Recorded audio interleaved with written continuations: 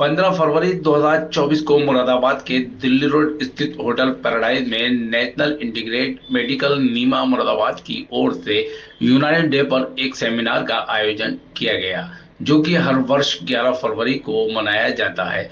इस वर्ष 15 फरवरी को मनाया गया यूनानी पद्धति के मशहूर हकीम अजमल को याद किया गया और एक सेमिनार का आयोजन किया गया। सेमिनार में यूनानी और आयुर्वेदिक पद्धति के साथ एलोपैथिक पद्धति पर स्वास्थ्य के प्रति जागरूक और इलाज पर चर्चा की गई कि किस तरह से यूनानी पद्धति को भी मॉडर्नाइज किया जाए। इस अवसर पर सेमिनार में मुख्य अतिथि के रूप में नोएडा से आए मशहूर orthopaedic surgeon doctor Vijay Singh Chauhan ने हड्डी के दर्द, घुटने, पिंडली और कमर के साथ जोड़ों के दर्द पर विस्तार से जानकारी दी। उन्होंने कहा कि मानवता के लिए यूनानी और आयुर्वेदिक दवाओं के उत्थान के लिए मॉडर्नाइज किया जाना चाहिए और इस पर विशेष ध्यान देना चाहिए। इस अवसर पर उन्होंने विश्वास जताया कि आने वाले समय में सरकार द्वारा जनपद मुरादाबाद में बड़े स्तर पर आयुर्वेदिक चिकित्सालय खुलवाने का काम किया जाएगा। सेमिनार में मुख्य रूप से वरिष्ठ आयुर्वेदिक चिकित्सक एस.पी. गुप्ता ने भी खान-पान एवं जीवन पद्धति में बदलाव के द्वारा रोगों पर नियंत्रण की बात की। वरिष्ठ यूनानी फिजिशियन अमीर जकी ने भी गठिया रोग पर लोगों को जानकारी दी। सेमिनार में डॉक्टर कावेरी रस्तोगी भी मौजूद रहे। सेमिनार की अध्यक्षता अनिल शर्मा ने की तथा संचालन डॉक्टर शहाबुद्दीन ने बखूबी अंजाम दिया। कार्यक्रम में मुख्य अतिथि विजय सिंह चौहान को सम्मानित किया गया, वहीं चिकित्सकों को भी शील्ड देकर सम्मानित किया गया।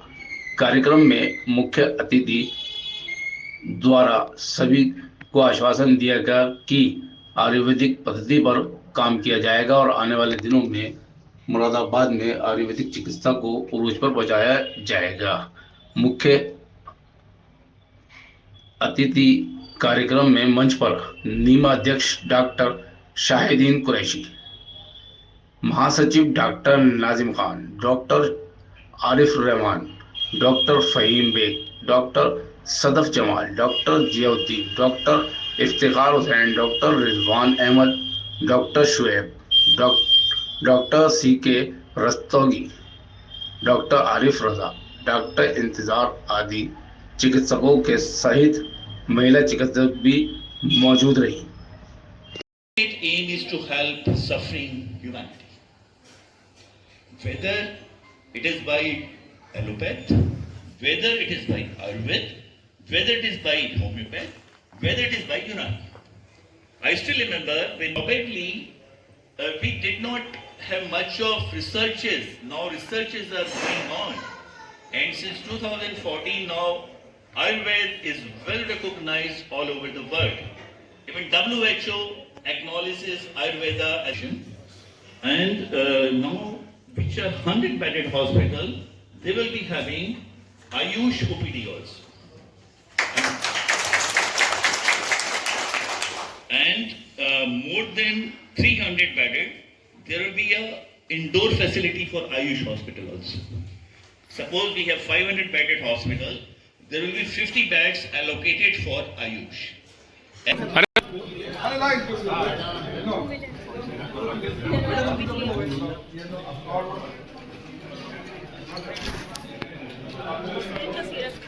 डॉक्टर शहाबुद्दीन साहब, आज क्या प्रोग्राम था, क्या कहना चाहेंगे? आज एक सीएमई थी, उस सीएमई में हमने डॉक्टर ऑर्थोपेडिक सर्जन, एक यूनानी फिजिशियन, एक आयुर्वेद फिजिशियन, ये लेक्चर थे।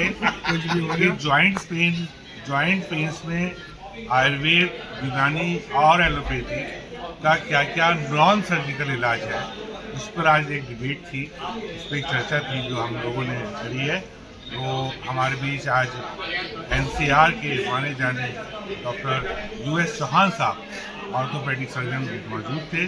जिन्होंने एलोपैथी की तरफ से अपना पक्ष रखा, डॉक्टर एसपी गुप्ता जी ने आयुर्वेद की तरफ से और अमीर जकी साहब ने यूनानी की तरफ से अपना पक्ष रखा, और चिकित्सकों को ये बताना की कोशिश की कि आप किसी भी तरह की पैथी से इलाज करके मरीजों को किस तरह आप उनको फायदा पहुँचा सकते हैं।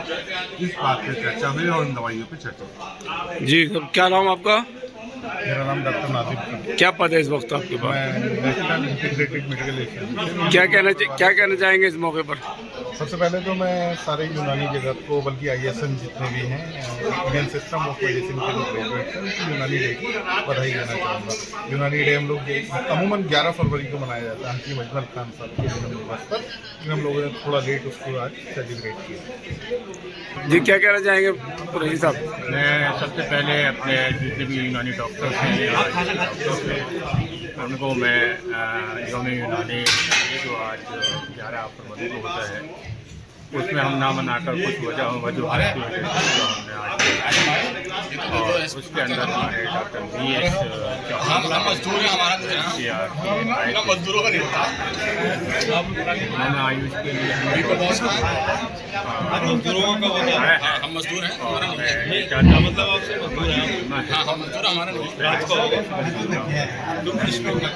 एक्टिविटी के साथी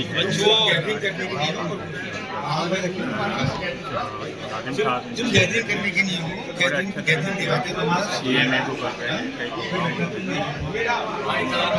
हमारे सामने यूनानी डे का प्रोग्राम हमारी इसी तरीके से प्रोग्राम को अच्छी तरीके से पास करना। डॉक्टर साहब क्या कहना चाहेंगे? दरअसल शुक्रिया साहब।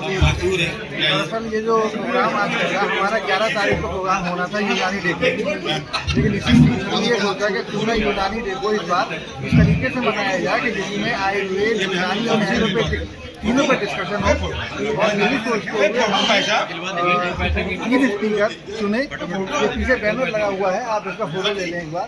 यूनानी जो बड़ी यूनानी डे है 11 तारीख को होता है, इसे हमने एक्सटेंड करके आज 15 तारीख को मनाया है। और इसमें ज्वाइंट पेन वो टॉपिक रखा है जिससे हर आदमी पीड़ित है, ज्वाइंट पेन सभी की परेशानी है। हमने वही टॉपिक रखा है कि एलोपैथ में इसका इलाज कैसे है, यूनानी में इसका इलाज कैसे है और आयुर्वेद में इसका इलाज कैसे है। तो सभी डॉक्टर्स को और आवाम को यूनानी डे की बहुत बहुत मुबारकबाद। शुक्रिया।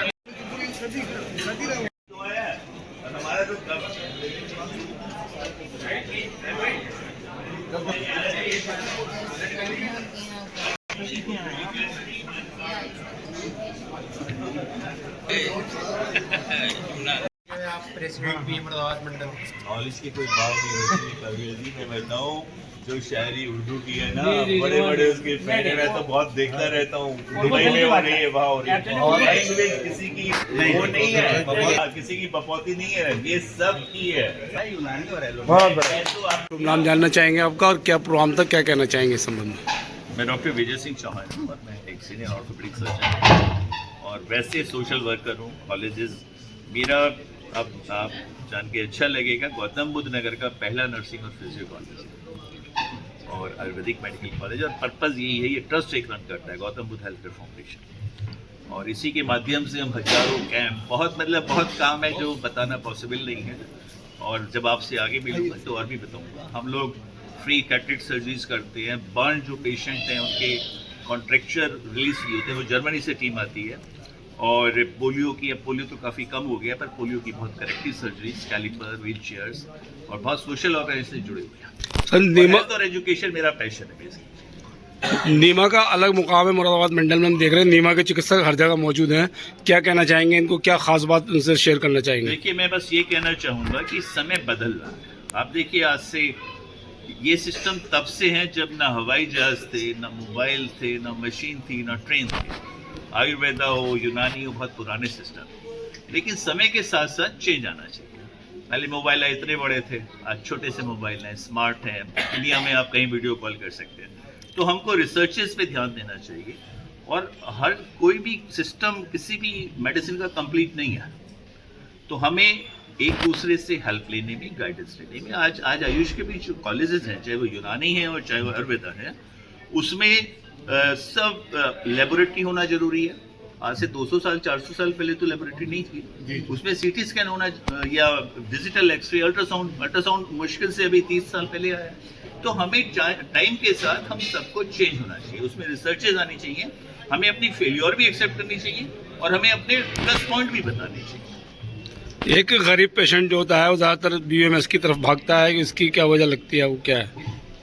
देखिए गरीब तो मुझे ये लगता है कि देखिए ये फेथ की बात है। मैंने बहुत रिच लोग जो फिल्दी रिच है वो मैंने वैद्य त्रिगुणा जी से इलाज करवाते थे, बिल्कुल मैंने होम्योपैथ के डॉक्टर से करवाते थे, कि मैंने ये यूनानी सिस्टम से देखे। हाँ ये पेशेंट के फेथ की बात है, इसमें रिच पुअर नहीं आता।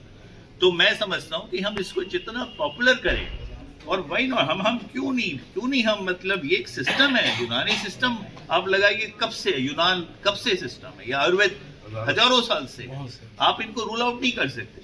आप ये बताइए सुश्रुता ने सिडनी की यूनिवर्सिटी में सुश्रुता का स्टैचू लगा हुआ है और हमें पता नहीं कि सुश्रुता, ये तो अब आके थोड़ा हुआ है कि जो एलाइड, और मैं I will be really thankful to जो सेक्रेटरी गवर्नमेंट इंडिया के डॉक्टर वैद्य कटोचा जी, उन्होंने इस पे पूरा बहुत काम किया। वो आयुष के वो he is not a bureaucrat, he is a professional, वो उसके सेक्रेटरी है।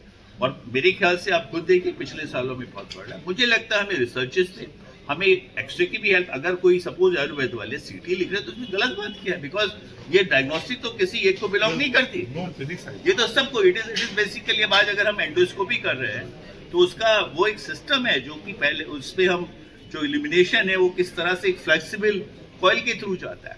तो सारी जो साइंसेज हैं, इसका जो अल्टीमेट बेनिफिट है वो पेशेंट को जाना चाहिए। इतने बड़े इंसिजन से होती थी, आज पता ही नहीं पड़ता, वो छोटे से हो जाते हैं। वही आर्थ्रोस्कोपी है, स्पाइन सर्जरी आजकल उससे हो रही है, आपके माइक्रोस्कोप से बहुत छोटे इंसिजन से हो रही है। तो मैं कहना चाहूँगा कि रादर एक इंटीग्रेटेड सिस्टम हो जहाँ पे सब लोग, और इस देश की इतनी पॉपुलेशन है, हमें बहुत हेल्थ केयर वर्कर्स चाहिए। मैं आपको बता रहा हूँ, मैं नोएडा में बैठा हूँ, लेकिन हेल्थ केयर वर्कर्स की बहुत शॉर्टेज है। हमें बहुत डॉक्टर्स चाहिए, हमें हर सिस्टम के डॉक्टर्स चाहिए, और गवर्नमेंट का ध्यान आयुष पे है, मैं आपको बता दूँ। तो आप सब लोग, और ये इसीलिए हुआ है क्योंकि अब आप नेशनल हेल्थ स्कीम है, उसमें सब आयुष डॉक्टर हैं NHS में, क्योंकि इतना प्रोडक्शन ही नहीं है कि हम सारी इतनी बड़ी पॉपुलेशन को हम केटर कर सकें।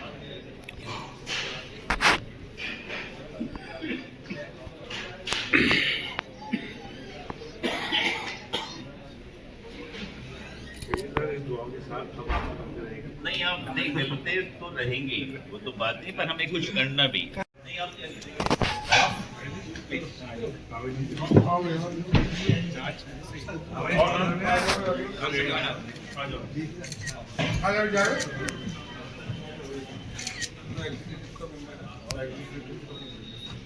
आ